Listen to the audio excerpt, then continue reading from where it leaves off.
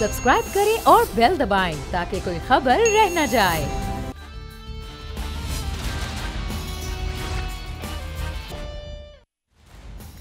अस्सलामुअलैकुम। Special report with Mudassar Iqbal के साथ हाजिर खिदमत है। नाजरीन, इस वक्त निगरान हुकूमतों के हवाले से बात हो रही है कि निगरान सेटअप में कौन आएगा, लेकिन उसके साथ साथ बड़ा एक अहम मामला है कि वक्त पर इलेक्शन होंगे या नहीं, क्योंकि हल्का बंदियों के मामला जुड़े हुए हैं मरदमशुमारी से। तो मरदमशुमारी से मुतालिक मुश्तरका मफादात कौंसिल के इजलास बुलाने की समरी भी भेज दी गई है। अब वज़रा आला, तमाम स्टेक होल्डर, जो वफाकी वज़रा भी 3 हैं, वो इस हवाले से क्या चीज़ें आगे लेकर चलते हैं, क्या इसकी मंजूरी होती है तो फिर 3 माह की बजाय 6 माह बाद तो इलेक्शन नहीं जाएंगे। हम बात करेंगे इस वक्त कि वज़ीर आज़म शहबाज शरीफ के राब्ते भी हो रहे हैं अपोजिशन जमातों के साथ भी, और साथ ही साथ इत्तहादियों के मामलात भी। निगरान हुकूमत एक तरफ और दूसरी जानिब वज़ीर आज़म ने गुज़श्ता रोज़ ये बात की कि 2023 की मरदमशुमारी के आदाद शुमार पर आम इंतखाबात जो आइंदा है वो करवाए जाएंगे। तो किस तरह से ये वक्त पर इलेक्शन का जो मामला है 3 माह में वो हो पाएगा, ये बड़ा एक अहम सवाल है। इस पर हम बात करेंगे। हमारे साथ सीनियर सहाफ़ी तजज़ियाकार मौजूद हैं मुजाहिद बरेलवी साहब। बहुत शुक्रिया मुजाहिद साहब आपके वक्त का। सर, इलेक्शन वक्त पर होना ना होना, आप तो कह रहे हैं वक्त पर मुमकिन नहीं है। वज़ीर आज़म साहब एक तरफ कहते हैं कि वक्त पर इलेक्शन होने चाहिए, साथ वो फरमा रहे हैं कि जो इलेक्शन है वो नई मरदमशुमारी से मुताल्लिक होने चाहिए।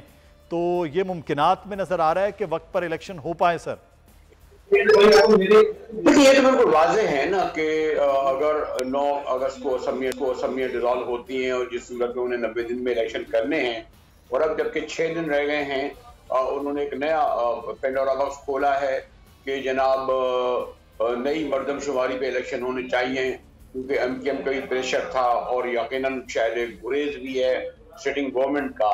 लेकिन नई मरदमशुमारी में तो तमाम ज़रा ये कहते हैं, कुछ इलेक्शन कमीशन से हमने नजर गया कि उसमें 4 माह लगेंगे। और इससे भी पहले जरूरी है कि जो CCC यानी मुश्तरका मफादात की कौंसिल का इजलास बुलाया जाएगा, जो आज तक नहीं बुलाया गया, हो सकता है कल बुलाया जाए। फिर सूबे सिंध के चीफ मिनिस्टर कह चुके हैं शाह साहब कि हम तो मुखालफत करेंगे, क्योंकि MKM कहती है कि इसके डिमार्केशन होना ये शहरी सिंधी। तो जब ये मुश्तरका मफादात की कौंसिल से पास होगा कि नई मरदमशुमारी के तहत हो, वो फिर इलेक्शन कमीशन में जाएगा और इलेक्शन कमीशन फिर तय करेगा। ये डायरेक्ट नहीं है कि अगर प्राइम मिनिस्टर ने कह दिया, इसका ऑफिशियली जाएगा मुश्तरका मफादात की कौंसिल का मरदमशुमारी से ताल्लुक है और ये वहां जाएगा। जैसे मैंने आपसे कहा, देन इलेक्शन कमीशन डिसाइड। अगर निगरान केयरटेकर आ गए और इस दौरान ये जो नया मरदमशुमारी का, जैसे मैंने कहा गया, वो खुद फिर एक मुतनाज़ा है। पंजाब में भी कंट्रोवर्सी है इस पे, सिंध में तो बहुत बड़ी कंट्रोवर्सी है, KP और बलूचिस्तान में भी आएगी। तो ये तो फिर तो पूरा इसका मतलब ये है कि ये इलेक्शन वक्त पर नहीं कराना चाहते।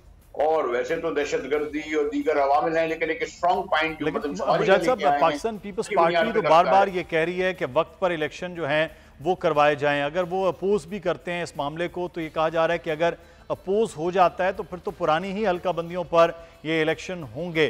तो एक जानिब पाकिस्तान पीपल्स पार्टी का मौक़िफ़ और है, नून लीग का मौक़िफ़ और है, तो फिर निगरान सेटअप पर भी राजी हो पाएंगे, आप समझते हैं? अभी बिल्कुल फ्रेंडली अपोजिशन है। अभी आपने कौमी असम्बली और सेनेट में नहीं देखा, 2 दिन में कौमी असम्बली से 53 बिल पास हुए हैं।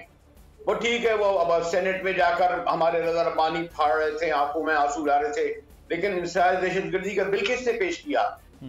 भाई वो पेश करना था वज़ीर दाखिला राना सनाउल्लाह को या आदम ताड़ा को।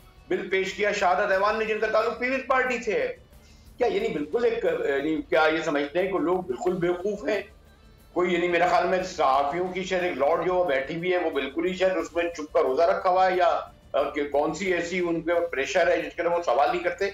भैया पीपल्स पार्टी ने तो खुद पेश किया ये बिल इंसाज दहशतगर्दी का, जो है बाद में सरेंडर करना पड़ा, इतवार के दिन जो लाया गया। बिल्कुल बाकी बिल भी देखें, ये मुखालफा जरूर करते हैं, लेकिन जहां बहुत प्रेशर होता है, और ये नहीं होता कि वो बिल अगर ये जो इंसाज दहशतगर्दी वाला बिल है वो वापस लिया है चेयरमैन सेनेट ने, बिल अभी तक मौजूद है, मुस्तरद नहीं हुआ, वरना बिल मुस्तरद कर दिया जाता। तो 53 बिल, एक से खौफनाक बिल, इंसाज दहशतगर्दी का बिल, पॉड एयर का बिल, पता नहीं यूनिवर्सिटीज के बिल, एक फैक्ट्री लगी हुई है। कोई तारीख में ऐसी मिसाल मिलती है? सर अब जो है वो देखते हैं सर कि निगरान सेटअप के हवाले से और फिर वक्त पर इलेक्शन के मामला कैसे होंगे। बहुत शुक्रिया मुजाहिद बरेलवी साहब, सीनियर सहाफ़ी तजज़ियात मौजूद थे। एक इसको तकनीकी हवालों से किस तरह से होगा हम जानने की कोशिश करेंगे। सरवर बारी साहब एस सेक्रेटरी जनरल फैफन हमारे साथ मौजूद है। बारी साहब शुक्रिया आपके वक्त का। सर, एक जानिब वज़ीर आज़म ने कहा कि इलेक्शन जो है वो वक्त पर, लेकिन नई मरदमशुमारी, तो सर नई मरदमशुमारी होती है नई हल्का बंदियों के लिए, तो फिर आइन में 2/3 अक्सरियत की ज़रूरत नहीं होगी? देखिए, पहली बात तो ये है कि शहबाज शरीफ साहब ने एक ही सांस में दो बातें कर दी और जो दोनों मुतजाद बातें हैं जी। साफ जाहिर है कि अगर नई मरदमशुमारी के मुताबिक आने वाले इंतखाबात करवाने का इरादा है तो अभी तक तो CCI की मीटिंग नहीं हुई, यानी कि अभी अगस्त शुरू हो गया है जी। और मीटिंग होगी और उसमें दो जो सूबे हैं उनकी नुमाइंदगी ही नहीं है। मसलन पंजाब और खैबर पख्तूनख्वा की नुमाइंदगी है ही नहीं जी। जो वहाँ पर सेटअप है उसकी तो टेन्योर खत्म हो चुके हैं, 90 दिन उनके पूरे हो चुके हैं। तो एक तो ये बात, बहुत सारी आईनी मुश्किलात है उसमें, और अगर सब कुछ ठीक भी हो जाए तो नई हल्का बंदियों के लिए कम से कम 4 से 5 माह का जो है वक्त चाहिए और उसके ऊपर क्या एतराजात हो सकते हैं, उसकी वजह से ताखीर की जो है वो इम्कान बढ़ जाता है। लेकिन इसके अलावा जो है बहुत सारी कंट्रोवर्सी है, क्योंकि जो इस वक्त की रूलिंग कोलिशन है उसके अंदर ही बहुत सारे इख्तलाफात हैं कि वो पहले वाले मरदमशुमारी पर होनी चाहिए 2017 वाली के ऊपर, या 2000 जो अभी इन्होंने किया 2023 वाला। तो मामला पीपल्स पार्टी कह रही है पुराने वाले उस पे होगी, MQM कह रही है नए वाले पे होंगे, अब शहबाज शरीफ साहब ने भी ध्यान दे दिया। तो मुझे लगता है कि इलेक्शन ना करवाने के लिए असल में तौजीह ढूंढी जा रही है ताकि इलेक्शन डिले हो जाए, कंट्रोवर्सी बढ़ जाए, आपस में झगड़े हो और उसको एक्सक्यूज बनाकर इलेक्शन जो है अगले साल तक ले जाया जाए। लेकिन ये तो मेरा अपना ख्याल है कि जो चीजें तय हो सकती थी बहुत पहले जी। देखिए, ये अप्रैल में तकरीबन सेंसस खत्म हो चुका था, उसमें किसी दफा इन्होंने जानबूझ के इजाफा किया है और 4 करोड़ आबादी 5 साल में बढ़ जाए, ये माइंड बॉगलिंग है। किसी की समझ में कैसे आएगा ये कि पाकिस्तान की आबादी 2017 में 21 करोड़ थी, अब ये तकरीबन 25 करोड़ के करीब पहुंच गई है। तो 4-5 सालों में इतनी तेजी से आबादी में इजाफा करते हुए तो ये इलेक्शन के डिले हुए बारी साहब आप फरमा रहे हैं, मैं इस पर मजीद बात करेंगे। ताज हैदर साहब ने हमें ज्वाइन किया है, पाकिस्तान पीपल्स पार्टी के रहनुमा। सेनेटर साहब, ये आप इलेक्शन रिफॉर्म्स की कमेटी में भी शामिल थे, लेकिन ये अब जो मामला है कि नई मरदमशुमारी, तो फिर तो सर ये इलेक्शन आगे जा सकते हैं। आपकी पार्टी कहती है वक्त पर इलेक्शन होना चाहिए जो एक आइन का तकाजा है, तो अगर ये आगे नई मरदमशुमारी तो फिर तो इलेक्शन सर 6 माह होते हुए नजर नहीं आएंगे। क्या आपकी पार्टी का मौक़िफ़ है सर इस मामले?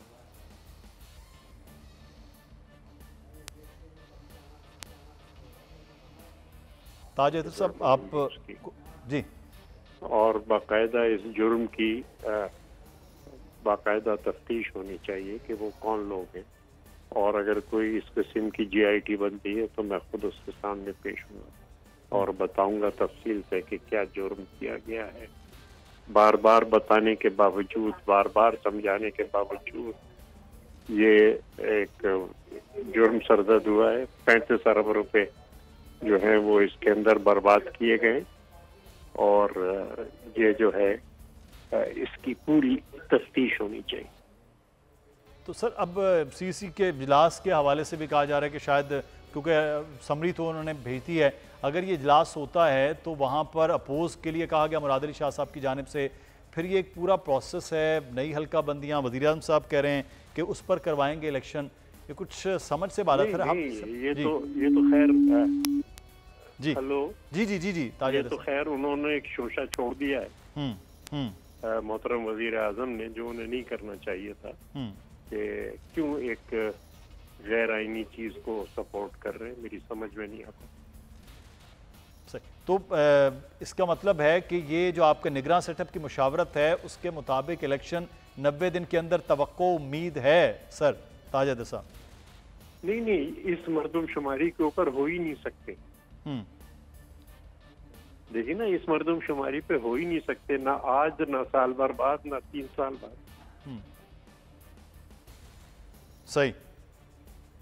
अच्छा सरवर बारी साहब, मैं आपसे एक चीज़ यहाँ पर ये जानना चाहूँगा, क्योंकि इसको आइनी तरमीम चाहिए होगी नई हल्का बंदियों के मामलात के हवाले से, तो अब अगर ये मंजूरी हो जाती है, एक एग्जाम्पल ले लेते हैं कि अगर ये मंजूरी हो जाती है तो ये फिर अपोज के लिए तो वज़ीर आला जाएंगे सिंध के पार्लियामान में, वहाँ कौमी असम्बली की अब मुद्दत चंद दिन बाकी रह गई है, तो वो कैसे इजलास होगा? अगर इजलास भी बुला लिया जाए अगले दिन तो 2/3 अक्सरियत नहीं है, 228 मेंबरान ही नहीं है पार्लियामान में, तो ये फिर किस तरह से ये चीज़ें आगे जाके ख़राब हो सकती हैं?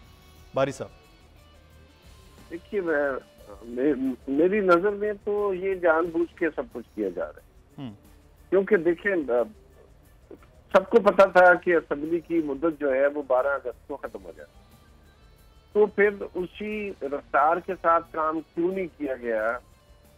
क्या 12 या 14 जो पार्टियां हैं इंतजार में बैठी हैं, जो ये तो बहुत कामयाबी से कर सकती हैं कि पंजाब के इलेक्शन सुप्रीम कोर्ट के वाज़े अहकामात के बावजूद नहीं कर पाई, नहीं करने दिया, तो मामला ये है कि अब आपको आईनी तरमीम चाहिए, और आईनी तरमीम के लिए जैसे आपने सही फरमाया है कि 2/3 अक्सरियत चाहिए, और वो तो है नहीं, और आज 3 तारीख हो गई है, तो इसलिए मैं समझता हूँ कि ये बुनियादी तौर पर अल्टीमेटली जो है इलेक्शंस को पोस्टपोन करवाने के लिए है, क्योंकि अगर पीपल्स पार्टी अभी ताज हैदर साहब फरमा रहे थे कि ये तो प्राइम मिनिस्टर ने कैसे ये गैर जिम्मेदाराना बयान दे दिया है, तो इतने ज्यादा अगर इख्तलाफात हैं कि एक पार्टी चाहती है कि 2017 वाले सेंसस के ऊपर इंतखाबात हो और वो कोलिशन पार्टनर है, सबसे अहम है, और इसी तरह जो PMLN चाह रही है कि नहीं नए उसके ऊपर होंगे, तो ये जाहिर है इस बड़ा शदीद इख्तलाफ है।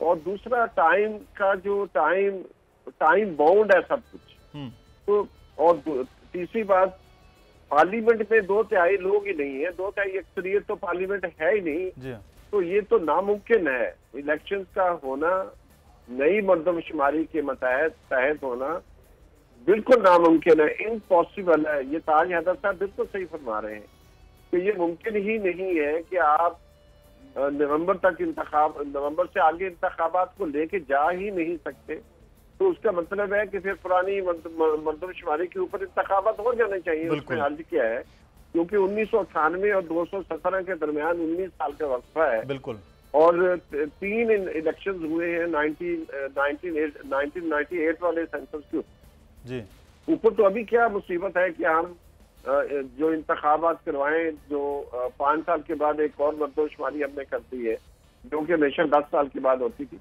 तो मेरी इंतखाबात का जो लेट होना है वो बहरहाल अमुल के लिए कोई फ़ायदामंद नहीं है, मर्दमशुमारी तो पुरानी पर भी इलेक्शन हो सकते हैं। बहुत शुक्रिया सरवर बारी साहब, आप हमारे साथ मौजूद थे। ताज हैदर साहब, सेनेटर साहब, आपका भी बहुत शुक्रिया। नाज़रीन एक ब्रेक लेना है, ब्रेक के बाद वापस आएंगे, फिर कुछ अदालती मामलात के हवाले से बात होगी।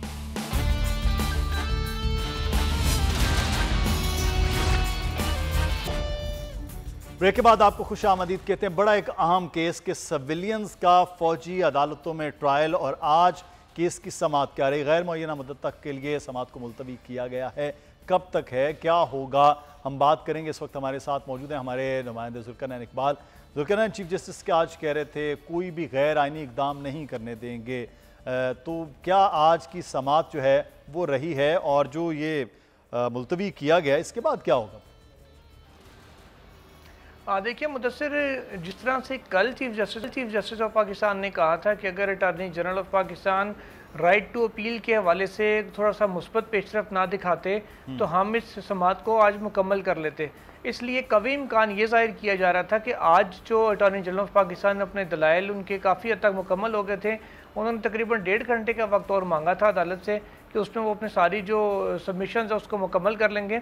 तो 1 बजे चीफ जस्टिस ने कहा कि जी 1 बज गया है, सिर्फ 1.5 घंटे की हियरिंग आज हुई थी। उन्होंने कहा कि मुझे 1 घंटा और चाहिए। फिर चीफ जस्टिस ने ये कह दिया जी आगे जजेस अवेलेबल नहीं होंगे, क्योंकि कुछ जजेस को हमने आशूरा की छुट्टियों के अगले ही दिन बुला लिया था, और कुछ ने पहले से कमिटमेंट की हुई है। जो जस्टिस याही अफरीदी का मैं आपको नाम लेके बताऊँ तो 1 महीने की छुट्टी पर वो जा रहे हैं। इसी तरीके से दीगर जजेस ने भी अब तक कोई छुट्टियाँ नहीं की थी, जो 3 महीने की छुट्टियाँ थी उनमें से आखिर ये महीना चल रहा है तो वो भी छुट्टियों के लिए चीफ जस्टिस ने कहा कि जा रहे हैं। इसी हवाले से अब ये मामला जो आज मुकम्मल हो सकता था, अगर चीफ जस्टिस अटॉर्नी जनरल को ये कहते हैं कि वो 1.5 घंटे के बजाय 1 घंटे में अपनी मार्जूरात जो हैं वो पेश कर दें, जो एतजाज एहसन और दीगर दरख्वास्त गुजार हैं, उन्होंने कहा कि मैक्सिमम आधे घंटे में हम सब मिलकर अपनी जो है ना वो गुजारिशात जो जवाब है वो दे देंगे, तो 1.5 घंटे में समाअत कंक्लूड तो हो सकती थी। लेकिन चीफ जस्टिस ऑफ पाकिस्तान ने कहा कि नहीं, हमें मजीद वक्त दरकार होगा, कुछ चीज़ें समझनी हैं तो टाइम ज़्यादा लग जाएगा। इसलिए उन्होंने कहा कि जी 4 हफ्तों का वक्त मांगा है मेरे साथी जजेस ने, यानी 1 महीने के लिए बाकी जजेस छुट्टी पे जा रहे हैं। उसमें चीफ जस्टिस ने कहा कि जी मैंने उनसे रिक्वेस्ट किया कि 2 हफ्ते बाद अगर वापस आ जाएं, अगर वो 2 हफ्ते की रिक्वेस्ट मान गए तो 2 हफ्ते बाद हम डेट फिक्स करेंगे, अदरवाइज 4 हफ्ते बाद मीन्स कि 1 महीने के बाद इस केस की दोबारा समाअत होगी। उसके बाद ये समाअत कितना अरसा चलेगी कितना नहीं, ये फिर उस वक्त पता चलेगा। चीफ जस्टिस के दौर में, क्योंकि वो इस बेंच को हेड कर रहे हैं जुल्करनैन, तो इस केस का फैसला मुमकिन होता नज़र नहीं आ रहा है, क्योंकि बहरहाल जवाब भी हैं, बहस भी है, चीज़ें भी हैं, तो इतनी जल्दी तो चीज़ें कंक्लूड होना मुमकिन होता नहीं है। देखिए मुदस्सिर, अगर तो जैसे आज 4 अगस्त है, अगर 3 अगस्त है सॉरी, अगर तो 3 अगस्त तक या 4 सितंबर तक 1 महीना अगर लगाएं, उस वक्त तक सितंबर के पहले हफ्ते में यही बेंच दोबारा आके इस मुकदमे को सुनता है, उस सूरत में तो कभी इम्कान है कि फैसला हो जाएगा, क्योंकि चीफ जस्टिस ऑफ पाकिस्तान ने 16 सितंबर तक दस्तयाब होना है। अगर वो सिर्फ 1 से 1.5 हेयरिंग मेरे ख्याल है मैक्सिमम लगेगी, जिसमें ये सारा मामला कंक्लूड हो जाएगा और फिर ये रिजर्व होके इसको शॉर्ट ऑर्डर या जजमेंट की तरफ जाया जा सकता है। आज भी अगर हिम्मत करते थोड़ी सी चीफ जस्टिस 2-1 घंटे और अगर हेयरिंग चला लेते तो आज भी हो सकता था, लेकिन ये अगर तो ये अगस्त सितंबर के पहले हफ्ते में ये बेंच बन गया तो फिर तो मुमकिन है। अगर उससे ज़्यादा डिले हुआ तो फिर ये चीफ जस्टिस ऑफ पाकिस्तान के टाइम के अंदर ये फिर फैसला होता नज़र नहीं आएगा, क्योंकि बहुत मुश्किल हो जाएगा। अगर जजेस ने अदम दस्तयाबी ज़रा ज़्यादा जाहिर कर दी 4 हफ्तों से ज़्यादा, तो फिर ये इस बेंच का दोबारा से असेंबल होना और इस केस का फैसला होना फिर वो मौजूदा चीफ जस्टिस के टेन्योर में नहीं हो सकेगा। जब नए चीफ जस्टिस आएंगे, नया बेंच आएगा, अगर तो इन्हीं में से 5 जजेस पर मुश्तमिल बेंच बन जाता है, फिर भी जल्दी फैसले का इम्कान है। अगर कोई एक जज पे नया शामिल हो गया तो असर नो समाअत होगी, फिर ये मामला ज़्यादा तूल पकड़ता जाएगा, क्योंकि जब असर नो समाअत होगी, जो जितना टाइम अब लगा है इतना ही टाइम दोबारा आगे से चलाना पड़ेगा केस को, तो फिर शायद ये फैसला जाके कहीं नवंबर दिसंबर में जाकर हो। अच्छा, आज जो केस की समाअत के दौरान जो अहम पॉइंट्स हैं जुल्करनैन, वो बताइए कि क्या आज जो डिस्कशन है वो ही है? ये तो हम बात कर रहे हैं कि आगे मुलतवी हो गए मामला, आज की अहम क्या मामला थे जो कमरा अदालत में थे? देखिए, आज अटॉर्नी जनरल ऑफ पाकिस्तान से सवालात किए उन्होंने मुतवाज़ी अदालती निज़ाम के हवाले से। कहा गया कि पाकिस्तान में जो अदालती निज़ाम है वो आइन के आर्टिकल 175 में वाज़ेह है कि कौन कौन सी अदालतें पाकिस्तान में हैं और वो किसके मतहत हैं। मसलन जितने भी ट्रायल कोर्ट्स हैं, जिसको हम ज़िले अदलिया कहते हैं या मातहत अदलिया कहते हैं, वो सारी मुतलका जिस सूबे में होंगी उस सूबे की हाई कोर्ट के मातहत होंगी, और हाई कोर्ट एक अलग से कॉन्स्टिट्यूशनल कोर्ट है, उसके ऊपर appellate forum supreme court of Pakistan का मौजूद है। उन्होंने कहा कि जो फौजी अदालतें हैं उनका जिक्र तो इनमें कहीं पे भी आइन में नहीं है, तो किस अंदाज में सिविलियंस का ट्रायल फौजी अदालतों में हो सकता है या उनको कानूनी तहफ़्फ़ुज़ कहाँ पर हासिल है? क्योंकि 2015 का हवाला दिया गया कि उसमें जो फौजी अदालतों में ट्रायल हुए थे दहशत गर्दी में मुलविस अफराद के, उसमें तो बाकायदा आइनी तरमीम करके 2 साल का तहफ़्फ़ुज़ दिया गया था, जिसको बाद में पार्लियामेंट ने एक्सटेंड कर दिया था मज़ीद 2 साल के लिए। इस वक्त उन्होंने कहा कि अभी फ़िलहाल तो ऐसा कोई आइनी तरमीम मौजूद नहीं है। इस पर अटॉर्नी जनरल ऑफ पाकिस्तान का ये कहना था कि फ़ौजी जो अदालतें हैं, जिनको उन्होंने कहा जी मैं फ़ौजी अदालत के बजाय कोर्ट मार्शल का लफ्ज़ इस्तेमाल करूँगा, तो कोर्ट मार्शल के लिए उन्होंने कहा कि जो शराइत हैं कि नेक्सस होना ज़रूरी है और ऑफिशियल सीक्रेट एक्ट का इतलाक़ है वो इन मुल्ज़िमान के ऊपर हो रहा है, वो आर्टिकल 175 के मतहत नहीं आती। लेकिन जो हाई कोर्ट है वो अंडर आर्टिकल 199(3) रिट ज्यूरिसडिक्शन में जो कोर्ट मार्शल के फैसले हैं वो एक महदूद दायरे इख्तियार में हाई कोर्ट में उसकी अपील ज़रूर आती है और वो फिर हाई कोर्ट उसको डिसाइड करती है। उन्होंने कहा कि ऑल दो के दायरे इख्तियार महदूद है, लेकिन मामला अदलिया तक लाजमी आता है, जो नॉर्मल अदालतें आइन के तहत बनी है उसके लिए। उन्होंने कहा कि आर्टिकल 175 का इतलाक़ इस पर नहीं होता। इस वाले से जजेस का ये कहना था कि ये तो फिर एक मुतवाज़ी अदालती निज़ाम हुआ जिसका आइन में कहीं जिक्र नहीं है। उसके बाद जो रियायात मुल्ज़िमान को दी जा रही थी उसके हवाले से राइट टू अपील की खासकर बात चीफ जस्टिस ऑफ पाकिस्तान ने की, तो अटॉर्नी जनरल ने कहा कि वो जो पाक फौज के लीगल डिपार्टमेंट है उसके उन्होंने कहा कि जो एडजुटेंट जनरल का उन्होंने नाम लिया कि उनके तवस्सुत से उनके बिहाफ पे वो ये अदालत को बता रहे हैं कि संजीदगी से गौर किया जा रहा है कि सानिया 9 मई के जो मुल्ज़िमान हैं 102 अफराद जो हिरासत में पाक फौज की, इनको राइट टू अपील दिया जाए, यानी कि एक बामानी अपील, महदूद दायरे कार की नहीं बल्कि बामानी जो अपील है हाई कोर्ट में, जैसे नॉर्मल अदालतों से हाई कोर्ट में केस जाता है उस अंदाज में दी जाए जहां हाई कोर्ट तमाम शवाहिद को नो परख सके, जायजा ले सके कि दुरुस्त तौर पर ये रिकॉर्ड हुए थे या नहीं, और उनकी बुनियाद पर ये फैसला हो सकता था या नहीं। मेरे भी समझने नाज़रीन के लिए भी कि यानी कि राइट टू अपील के हवाले से अटॉर्नी जनरल ने कहा कि होगा इनके पास, नहीं उन्होंने ये नहीं कहा कि होगा, उन्होंने कहा संजीदगी से गौर किया जा रहा है इस मामले पे। उन्होंने कहा कि इंतहाई सेंसिटिव ये मामला है क्योंकि इसमें जो कुलभूषण यादव का आज भी जिक्र हुआ कि कुलभूषण समेत कई जो ऐसे जासूस हैं जो गैर मुल्कियों के हैं वो भी इसमें फॉल करते हैं, इसलिए बड़ा केयरफुली इस चीज को देख के एनालाइज किया जा रहा है कि किसको राइट टू अपील देना है, किसको नहीं देना। इसलिए उन्होंने कहा कि हतमी तौर पर अभी कुछ नहीं कह सकते, लेकिन सीरियसली अंडर कंसिडरेशन है। एक दूसरी यकीन दहानी अटॉर्नी जनरल ने आर्मी चीफ और दीगर जो आला क़यादत है फौज की उसकी जानिब से ये करवाई कि किसी भी मुलजिम का ट्रायल सुप्रीम कोर्ट के इत्माद में लिए बगैर शुरू नहीं किया जाएगा। चीफ जस्टिस ने कहा कि ये हमने अपने हुक्मनामे का हिस्सा बनाया था इसको, और ये हुक्मनामा हमारा कंटिन्यू रहेगा क्योंकि आला जो हुकाम है उनकी जानिब से ये यकीन दहानी कराई जा रही है थ्रू अटॉर्नी जनरल अदालत को। तो अब ट्रायल भी अभी किसी मुलजिम का शुरू नहीं होगा और 4 हफ्ते तक गालिबन ये मजीद जो है ना ये समाअत जो है ना वो नहीं होगी। अब सितंबर में जाके देखिए कि क्या फैसला होता है, क्या मामला होते हैं। बहुत शुक्रिया जुल्करनैन इकबाल, बड़ी तफसील के साथ आज आपने इस अहम केस के हवाले से आगाह किया जो अब मुमकिन तौर पर 4 हफ्ते के बाद ही इस केस की समाअत होगी। आगे बढ़ेंगे, एक और बड़ी अच्छी खबर है स्टॉक मार्केट के हवाले से कि स्टॉक मार्केट में ज़बरदस्त तेज़ी देखने में आई है। इंडेक्स 49,000 का हिस्सा भी अबूर कर गया और 6 साल की बुलंद तरीन सतह पर पहुंच गए। कफील अहमद हमारे साथ, हमारे बिजनेस रिपोर्टर मौजूद हैं। कफील, क्या वजह हुई है इतनी तेज़ी जो है वो स्टॉक एक्सचेंज में नजर आई? देखिए, जो एक माह कबल जो IMF के साथ जो स्टैंड एग्रीमेंट हुआ था उसके बाद से ताहाल मार्केट जो है वो जो है वो हाईएस्ट लेवल पे देखी जा रही है और तकरीबन जो फिगर्स दिए गए उसके मुताबिक 8,000 पॉइंट्स मार्केट में जो है वो इजाफा रिकॉर्ड किया जा चुका है। 17 जून 2017 को ये मार्केट इस लेवल पे थी और एक मरतबा फिर 49,000 का जो लेवल है अब वो मार्केट ने जो है वो भूल के ताहम इख्तितामी मराहिल में मार्केट जो है वो थोड़ा सा सेंटिमेंट नेगेटिव हुआ था और 153 पॉइंट की कमी हुई है मार्केट में वो, और 48,611 के लेवल पर मार्केट जो है वो बंद हुई है मजमूई तौर पर, और यहाँ 18 अरब रुपए मालियत के 12 करोड़ जो हिस्से हैं उस पर जो है वो काम हुआ है।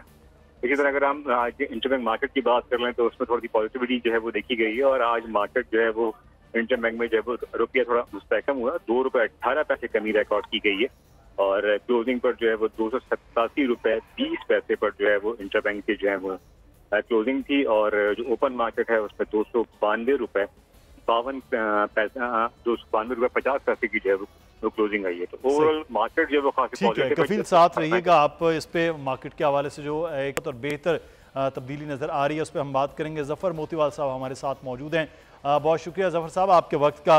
ये स्टॉक एक्सचेंज में पिछले दिनों से हम देख रहे थे बेहतरी, लेकिन आज तो एक बड़ा लंबी छलांग लगी है। क्या वजूहात इसकी सर हैं? कुछ सरमायाकार बेहतर फील कर रहे हैं मार्केट के हवाले से, अब तो हुकूमत भी जा रही है।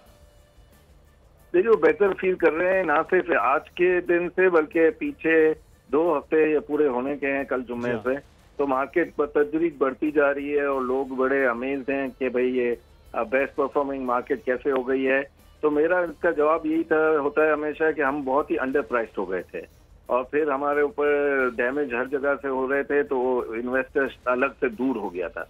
अब खुदा करके जब हम प्री बजट के सेशंस में आपके प्रोग्रामों में मैं खुद भी आया हूँ और हम कह रहे थे कि IMF से बातचीत करें, तो ये बातचीत शुरू हुई, उसका एक स्टेप एक्सीलेटर दबा है मार्केट में तेजी का और उसके बाद 1 2 3 4 अच्छी खबरें आ गई। एक तो ये था, दूसरा ये था कि जो कंट्रीज फ्रेंडली कंट्रीज ये कह रहे थे कि IMF से आपका कॉन्ट्रैक्ट हो जाएगा इसके बाद हम स्टेप इन करेंगे, वो भी आ गए हैं।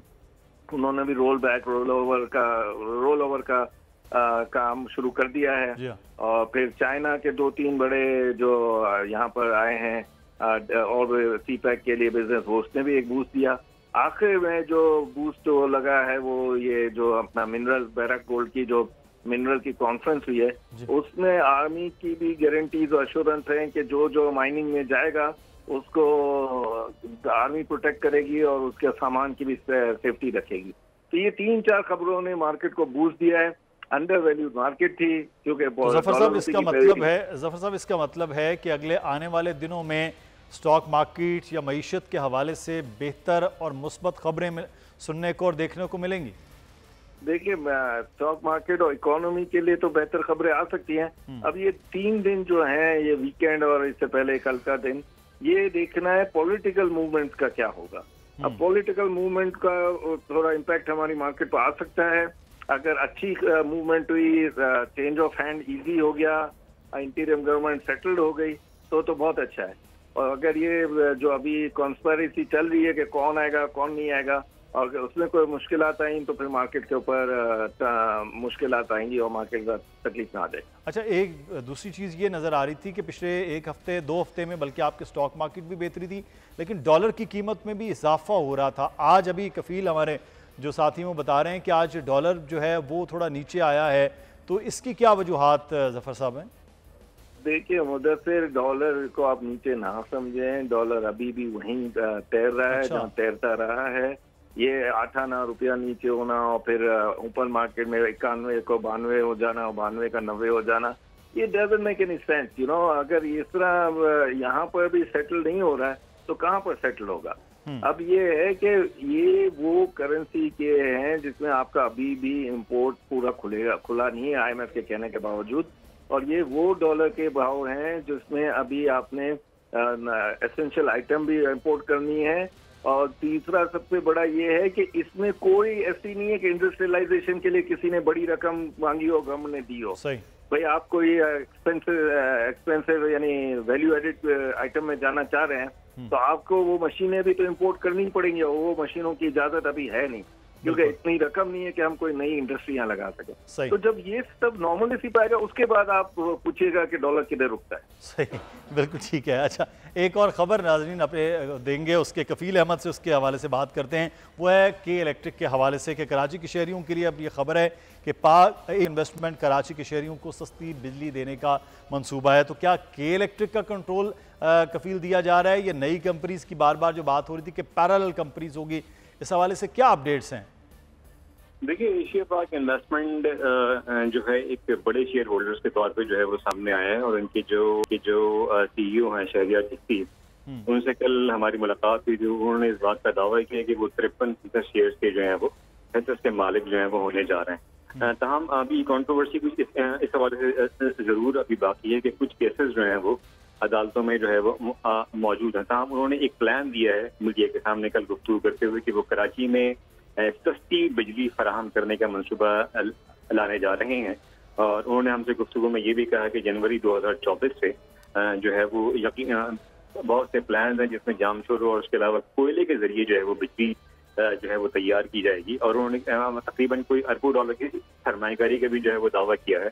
तमाम एक और अपडेट मैं आपको बताता चलूँ, अल जमाया कंपनी के जो तर्जुमान हैं, ये उनके अहम सीनियर रुकन हैं अब्बास अशरी साहब, शान अब्बास अशरी साहब, उनसे भी हमारी एक बहुत अहम मुलाकात हुई गुज़िश्ता रात। और उन्होंने जो है वो इस बात का दावा किया है कि वो ये तमाम मैटर्स अभी कोर्ट में हैं, और जो है वो शहरियार चिश्ती इस बात का दावा कैसे कर सकते हैं कि वो इंतजामी उमूर संभालने में या उसको जो है वो कंट्रोल करने में कामयाब रहे हैं। उनको ये कहना है कि हम इसके लिए अदालती जो है वो कानूनी जो रास्ता है वो इख्तियार करेंगे, और जो भी मुमकिन हो सकेगा भी करेंगे। तो अभी जंग जो है ये दो ग्रुप्स के दरमियान है, जिसमें हुनूस दिल्ली दूरस्त वाला मामला है कि सस्ती बिजली का मंसूबा जो कराची वालों को अभी इतनी जल्दी मुमकिन नहीं है। बहुत शुक्रिया कफील अहमद आपके वक्त का, और जफर मोतीवाल साहब आप भी हमारे साथ मौजूद थे, आपका बहुत शुक्रिया। प्रोग्राम से मुदस्सिर इकबाल को इजाज़त दीजिए, अल्लाह हाफिज़।